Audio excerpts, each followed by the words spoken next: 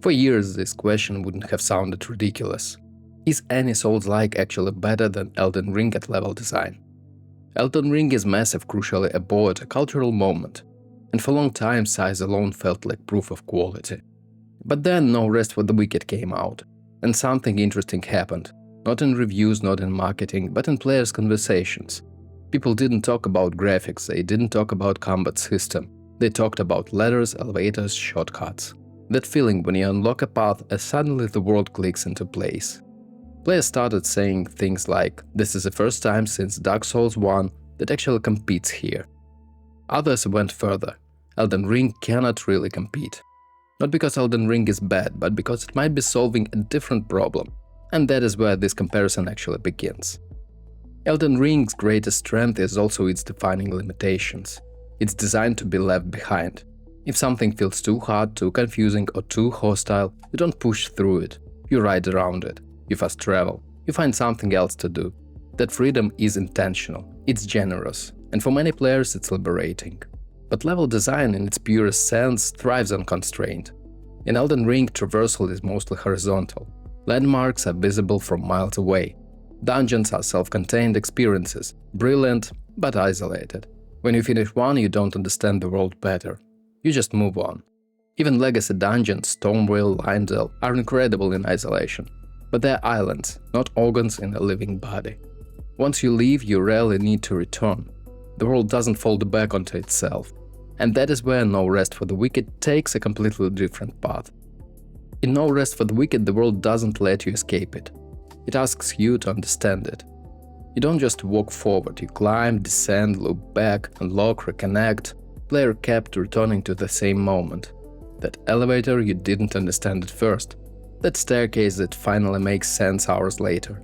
That ladder you kick down and suddenly realize, oh, this connects everything.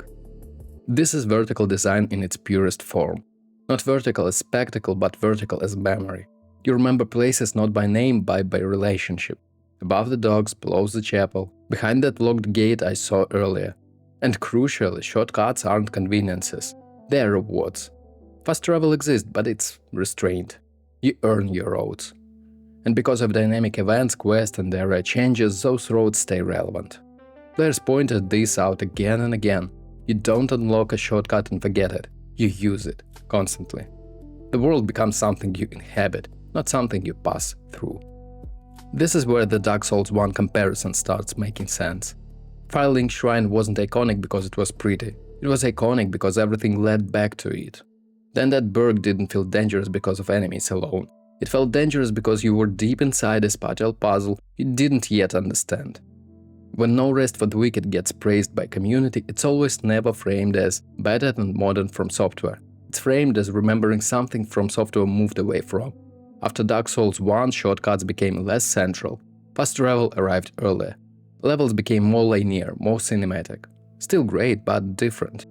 This vertical design is exactly what I've been missing since Dark Souls 1. Not absent in later games, just toned down. No Rest for the Wicked doesn't tone it down. It commits. Every corner feels intentional. Every locked door feels like a promise. Every return tree reframes your understanding of the map. It's like a Metroidvania logic applied to a Souls-like structure. And that changes everything. So, is No Rest for the Wicked level design better than Elden Ring? Not universally, but in one specific way it might be. Elden Ring optimizes for freedom. No Rest for the Wicked optimizes for cohesion. One gives you space, the other gives you structure.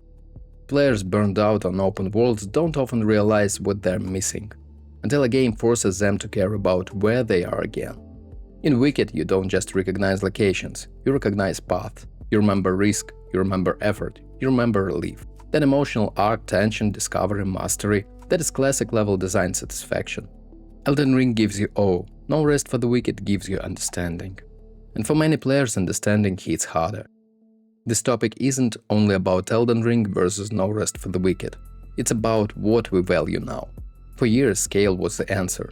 Bigger map, more content, more freedom. But a lot of discussions in player community show something shifting. And No Rest for the Wicked doesn't try to outscale Elden Ring.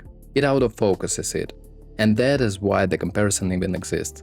Not because Elden Ring failed, but because Wicked reminded players of a feeling they didn't realize they missed. That moment when the world stops being a map and starts being a place. Thanks for watching, hit that like button, subscribe for more No Rest for the Wicked and Elden Ring lore and guides, and stay sharp out there.